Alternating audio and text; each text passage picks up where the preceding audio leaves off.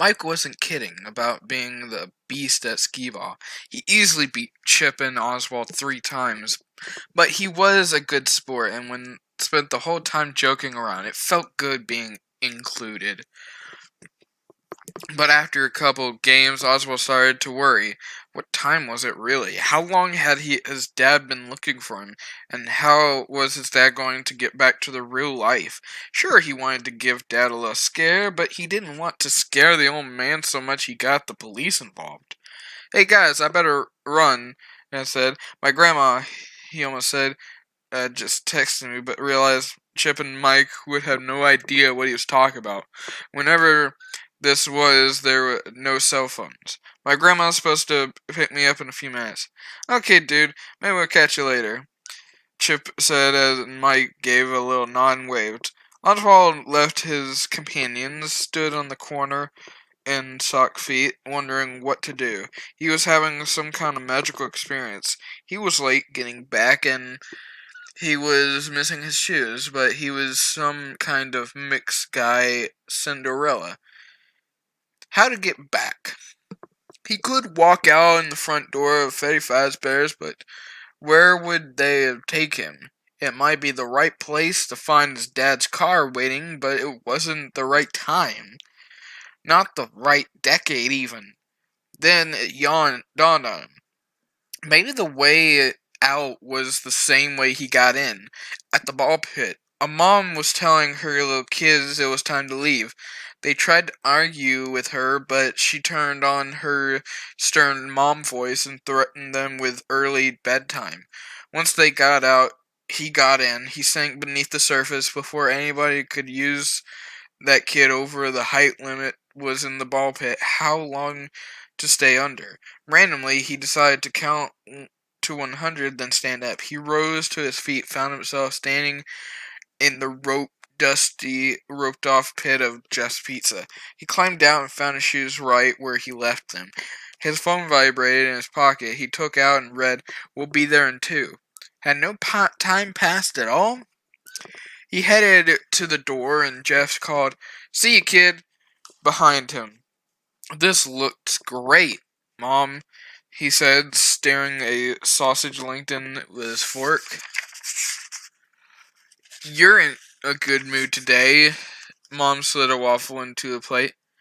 "Quite contract from yesterday when you were Mr. Grumpy Pants." "Yeah," Oswald said. "They're supposed to get my books in the library today." This statement was true, but it wasn't the reason Oswald was in a good mood. Of course, it wasn't like he could tell the real reason if he had said, "I discovered a ball pit at Jeff's Pizza that let me travel in time." Mom would have dropped the waffles and picked up the phone to call the nearest child psychologist. Oswald picked up his book in the library, but was not too impatient to read it. He headed over to Jeff's Pizza as soon as it opened at 11. Jeff was in the kitchen when he got there, so he made a beeline to the ball pit. He shook off his shoes, stepped in, and sank into the depths. Since it had seemed to work before, he counted to 100 before he stood up.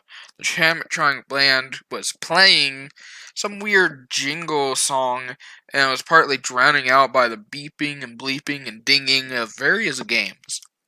He wandered the floor and took in the video games, the whack-a-mole, the neon lights, token suckers that let you win some tickets, but barely not. If you push the button at the right time, older kids crowded around the video games, preschoolers climbed on the crayon-colored play equipment. Pink Eye, Oswald thought, though he had no room to talk. The way he was diving into a ball pit these days, everything looked as if it had before. He had even caught sight of the calendar hanging on the office that helped him pinpoint the date. 1985. "Hey, it's Oswald!" Chip was wearing a blue polo and his dad's jeans and the great sneakers this time.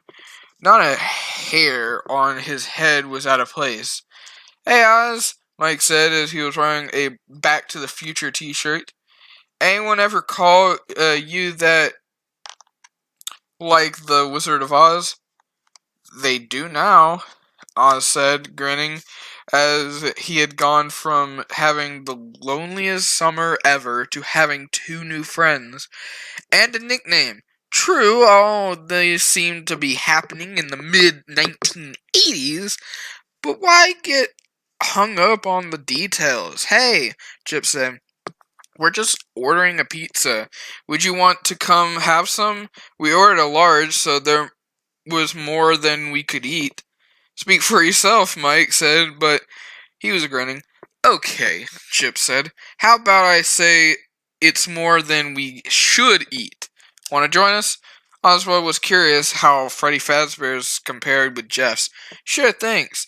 On the way, there was a table that they passed. Someone in the same yellow suit who was standing in the corner, still as a statue. Chip and Mike either didn't see him or ignored him, so Oswald tried to ignore him as well. Why hide in the corner like that, though? If he had worked for the restaurant, surely he wasn't supposed to act all creepy. At the table, a young woman in a blonde hair and blue eyes shadows served them a large pizza and a pitcher of soda. In the background, the animatronic band played on. The pizza was pepperoni and sausage with a crispy crust, a nice change of plain cheese slices. You know, Mike said between bites, when I was little, I loved Freddy Fazbear's band. I even had a stuffed Fazbear and used to sleep with. Now I look up at the stage and these things give me the creeps. It's weird, huh? How stuff you like as a little kid gets creepy when you get older. Chip helped him with another slice. Like clowns. Yeah, or dolls, Mike said between bites. Sometimes I look at my sister's dolls all lined up on the shelves in her room and it's like they're staring at me. Or like that guy in the yellow rabbit out costume. Oswald thought, but he didn't say anything. After they demolished the pizza, they played some skee ball. Mike mopped the floor with them again, but being really nice about it, Oswald didn't worry about time anymore because apparently time here didn't pass the same way as it was in their own time zone. After skee ball, they took turns playing air hockey in pairs. Oswald was surprisingly decent at it, and even managed to beat Mike once.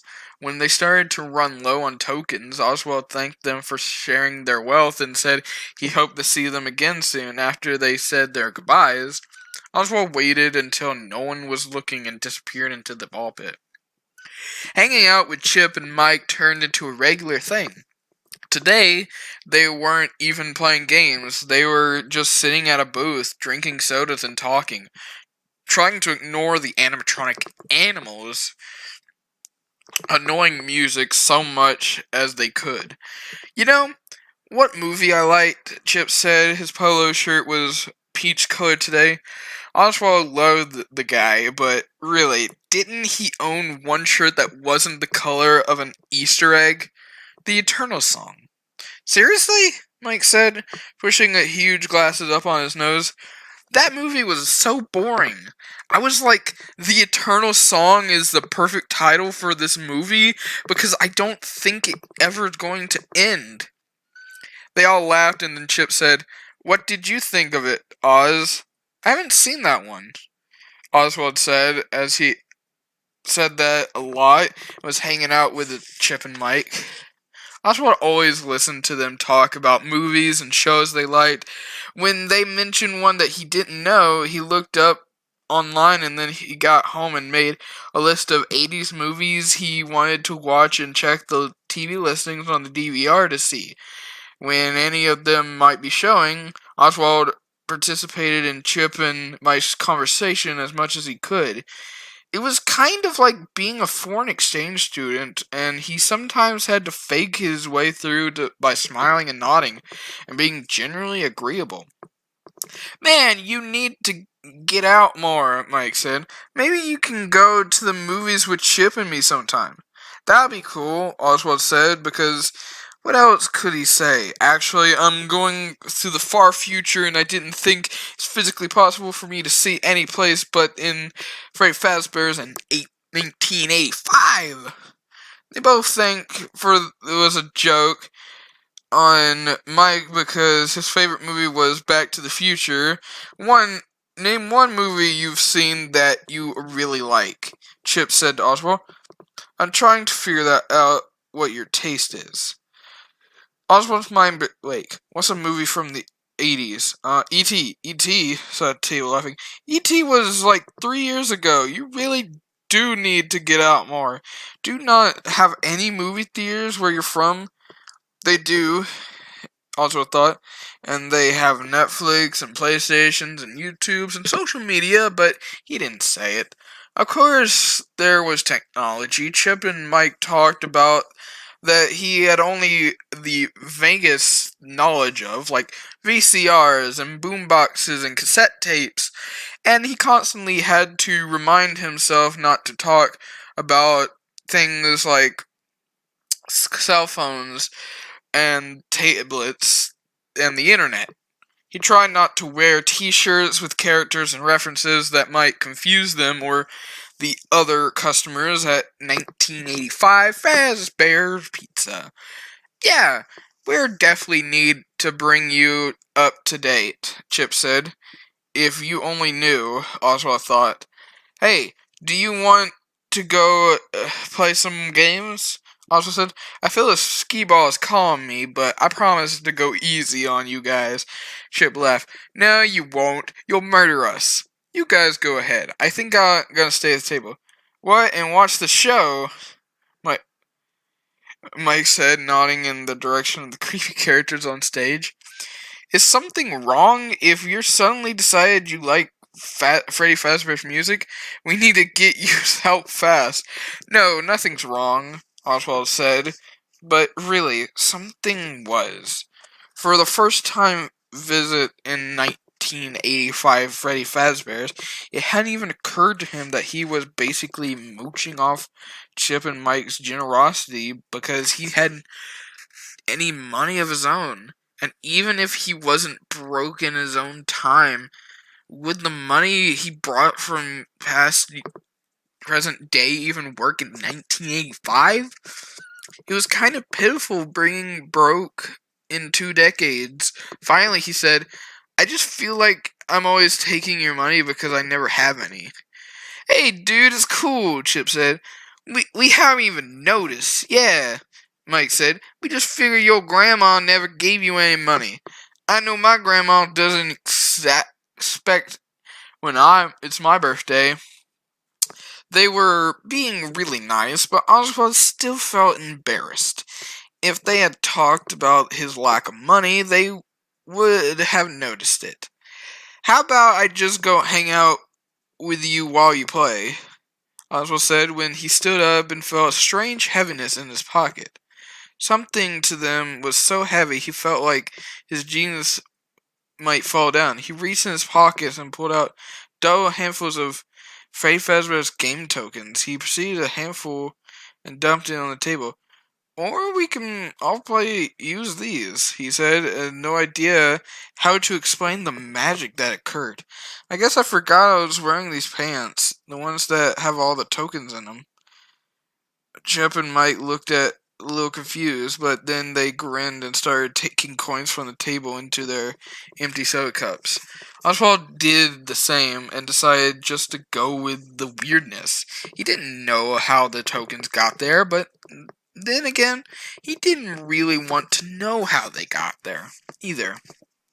In the morning, as Dad was driving him to the library, Oswald asked, Dad, how old were you in 1985? I was a couple of years older than you, he said. And other than basketball, all I could think of was how many quarters I could spend on the arcade. Why do you ask? No reason particular. I just have been doing some research. Just Pizza back before it was Just Pizza. It was kind of arcade, wasn't it? Yeah, it was. Dad's voice sounded strange, nervous maybe. He was quiet for a few seconds, then said, But it closed. Like everything else in this town, Oswald said. Pretty much, yeah, Dad said, pulling up in the front of the library. Maybe it was Oswald's imagination, but it seemed like his dad was relieved to get their destination so he wouldn't have to answer any more questions. At 11 o'clock sharp, Oswald headed to Jeff's Pizza, as had became his habit. With Jeff nowhere in sight, Oswald proceeded into the pit. After his count to 100, he stood up. There was a noise, but not the usual one. Freddy Fazbear's screams, crying children, yells for help, and the fast footfalls of people running. Chaos. Where Chip and Mike here? Were they okay? Was anybody here okay? He was afraid. Part of him wanted to disappear back into the pit, but he was worried that his friends also he was burning with curiosity about what was going on, even though he knew whatever it was horrible. He wasn't in danger. He took himself, became the what was the past, a time way before he was born. His life couldn't be in danger in a time before he even existed, could it? His stomach was in knots. He moved through the crowds, passing crying mothers running with children and toddlers in their arms, past dads gripping children's hands and leading them swiftly towards the exit, their face masks in shock. Chip! Mike! He called to his friends of nowhere scene. Maybe they haven't came to the Freddy Fazbear's today. Maybe they were safe. Scared but feeling as if he had known what had happened, Oswald walked to the opposite direction of where everyone else was, escalating feelings of dread. In front of him stood the man in the yellow bunny costume. If it was a man under there, the bunny opened a door that said private and went inside. Oscar followed. The corridor was long, dark. The bunny looked at him with blank eyes and an unchanging grin that walked further down the hall. Oswald wasn't chasing the rabbit, he was letting the rabbit lead him. And if he was there in a terrifying version of Alice in Wonderland, going down the rabbit hole, the rabbit stopped in front of the door with a sign reading "Party Room" and beckoning for Oswald to come inside. Oswald was shaking with terror, but he was too curious to refuse. Besides, he was kept thinking, he can't hurt me. I haven't even been born. Once inside the room, he took Oswald a few seconds to register what he was actually seeing, a few more seconds of his brain to process it. They were leaning up against the wall. There was paint with images of the play's mascots, the grinning bear, the blue bunny, and the bird girl. Half a dozen kids, none of them other than Oswald. Their lifeless bodies plopped into the sitting position, their legs stretched down the front of them. Some of them had their eyes closed and as they were falling asleep. Others, eyes were open, frozen in an empty, doll-like stare. They were all wearing Fazbear party hats. Oswald couldn't tell how they were dead, but he knew the rabbit was responsible for it. The rabbit, and it wanted him to see his handiwork. Maybe the rabbit wanted Oswald to see his next victim, to join the other lineup against the wall with their unseeing eyes. Oswald screamed. The yellow rabbit lunged for him, and he ran out of the room down to the black corridor. Maybe the rabbit could hurt him. Maybe he couldn't. Oswald didn't want to hang around long enough to find out. He ran across the now empty arcade towards the ball pit. Outside, the police siren scream marched Oswald's own. The rabbit ran after him, getting so close to the fuzzy paw, pushing Oswald back. Oswald dove into the pit and counted to 100 as fast as he could. When he stood up, the first thing he heard was Jeff's voice. "There's a little stinker." Oswald turned to see his dad stomping towards him while Jen looked on. Dad looked furious, and Jeff didn't look happy either. Not that he ever did. Oswald stood frozen, not overwhelming to move. His dad grabbed his arms and pulled him out of the pit. "What were you thinking hiding in that nasty thing?" Dad said. "Didn't you hear me calling you?" After Oswald was out of his dad leaning into the pit. "Look how dirty this is. Your mother." A pair of yellow arms reached into the pit and pulled his dad under. The struggle that had been cartoonish, as if he hadn't been so terrifying. Dad's feet were brown work boots kicked up the surface, only to disappear below as a pair of big fuzzy feet appeared, only to disappear too. The balls in the ball pit rolled like a stormy sea, and they were still. The yellow rabbit rose from the pit, adjusting his purple bow tie, pushing his front, and turned towards Oswald, grinning. Oswald backed away, but the rabbit was beside him, his arms firmly around Oswald's shoulder, guiding him towards the exit. Oswald looked at Jeff, who stood behind the counter. Maybe Jeff would help him, but Jeff wore the same dog expression he would always wear and just said, "See you later, guys." Anyone act like this situation was normal? Once the rabbit got him outside and opened the passenger door of the dad's car and pushed Oswald in. Oswald watched as the bunny buckled his seatbelts and stared in the car. He tried to open the door, but the bunny had activated the power lock from the driver's side. The bunny's mouth was frozen in a ridiculous grin. Its eyes stared blankly. Oswald pushed the unlock button again, and then turned and knew it wouldn't work. "Wait," Oswald said. "Could you do any of this? Can you even drive a car?" The bunny said nothing, but started the car and pulled into the street. It stopped at a red light, so Oswald figured it must be able to see, so it must know the basic rules of driving. "What did you do to my dad? Where are you taking me?" Oswald could hear the panic in his voice. He wanted to sound strong and brave, like he was standing up for himself, but instead, he just sounded scared and confused, which he was. The bunny said nothing. The car was so familiar, right turns, and then a familiar left, into Oswald's neighborhood. "How do you even know where I live?" Oswald demanded, still silent. The bunny turned into a driveway in front of Oswald's ranch-style house. "I'll run for it," Oswald thought. "As soon as the thing unlocks the door, I'll run to the neighbor's house and call the police. Once I'm safe inside." The locks clicked. Oswald jumped out of the car. Somehow the bunny was standing right in front of him and grabbed his arm and tried to break free, but the grip was too strong. The bunny dragged Oswald to the front door, then yanked off the chain around Oswald's neck and held his house keys. The bunny turned the key to the door and shoved Oswald inside. Then it stood in the front door, blocking the exit. Jinx the cat wandered into the living room, took one look at the rabbit, arched its back and huffed her tail, and hissed like a cat on Halloween decoration. Oswald had never seen her act scared or unfriendly before, and he watched as she turned her tail and fled down the hall. If Jinx knew that this situation was bad, it must be really bad.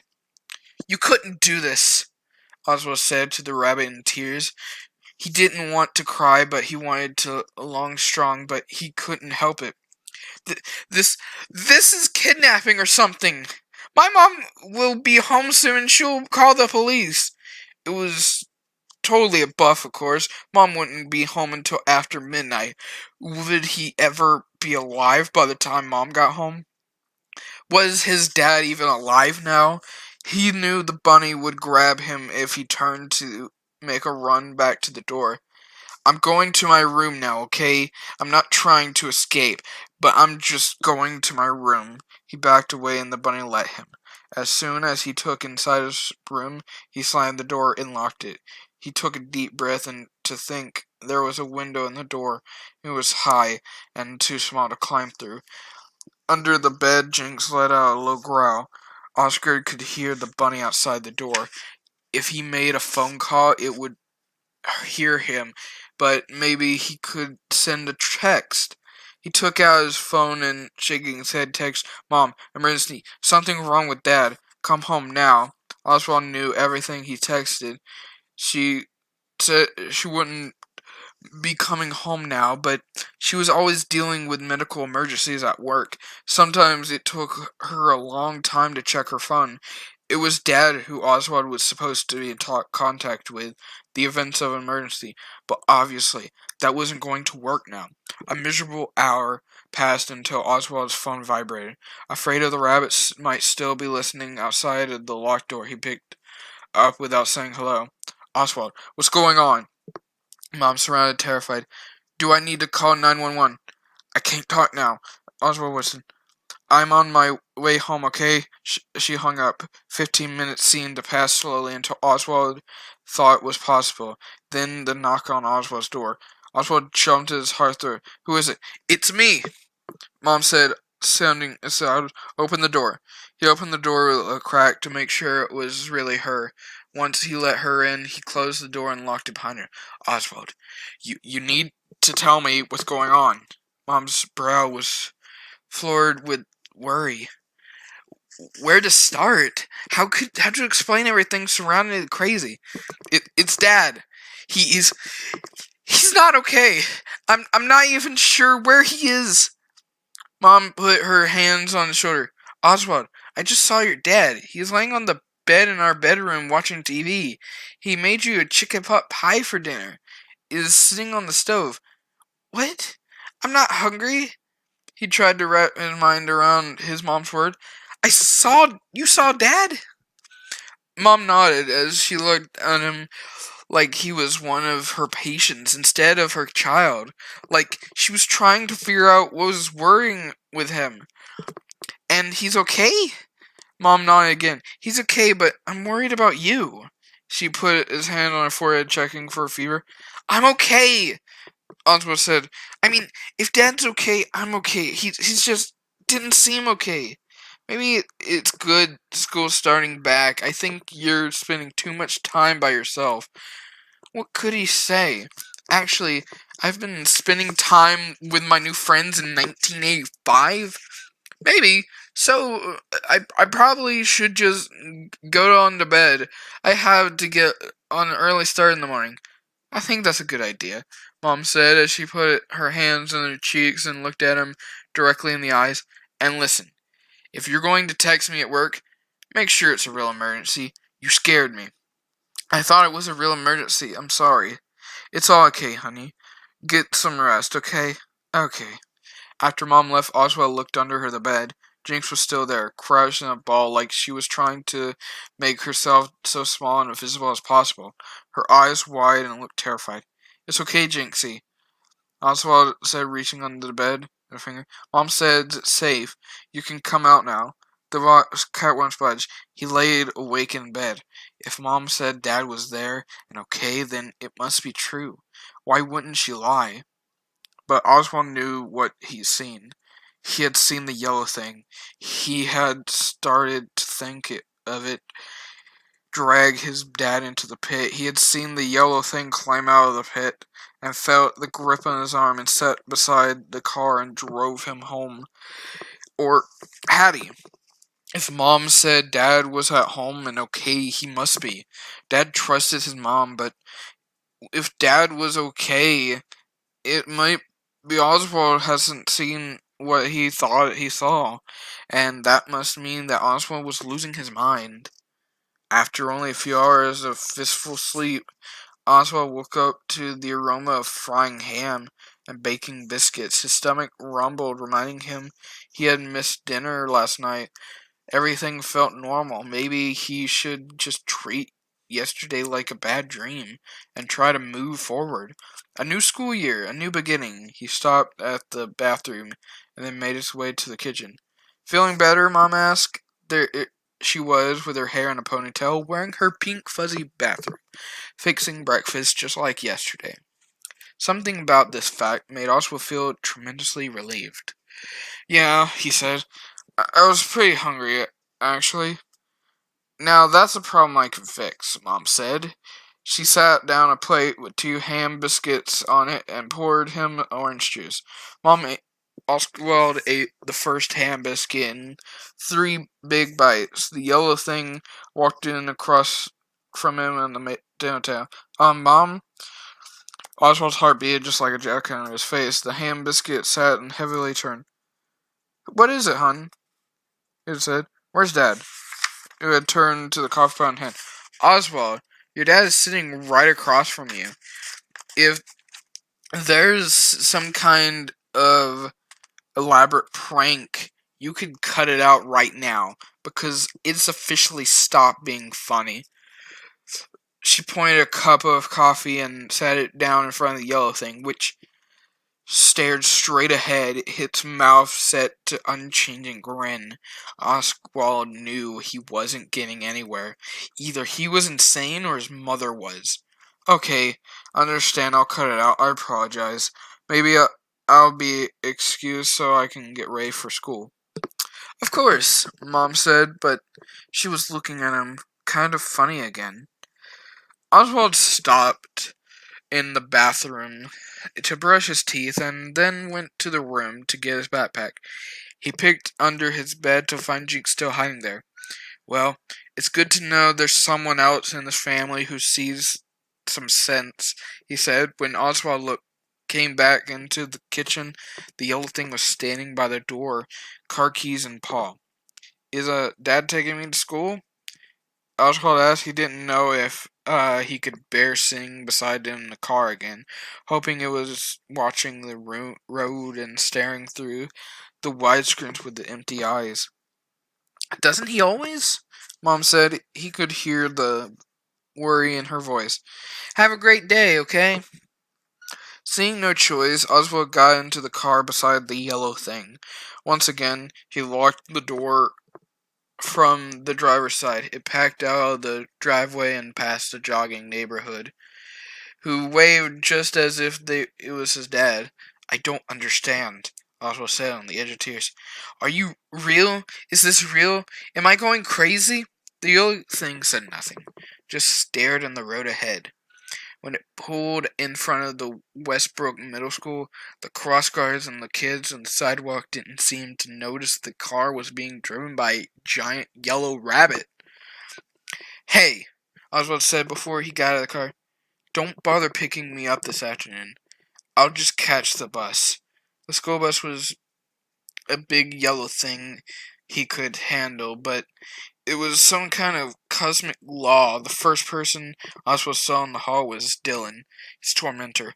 Well, well, well, if it isn't Oswald the Os, give it a rest, Dylan, Oswald said, pushing past him.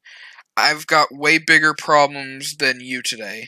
It was impossible to concentrate in class. Usually Oswald was a pretty decent student, but how could he focus in his life? Probably his sanity falling apart. Maybe he should talk to someone, his school counselor or the school police officer. But he knew everything that came out of his mouth could sound dangerously crazy. How could he convince the police officers his dad was missing, and if everyone who looked at a yellow thing saw Oswald's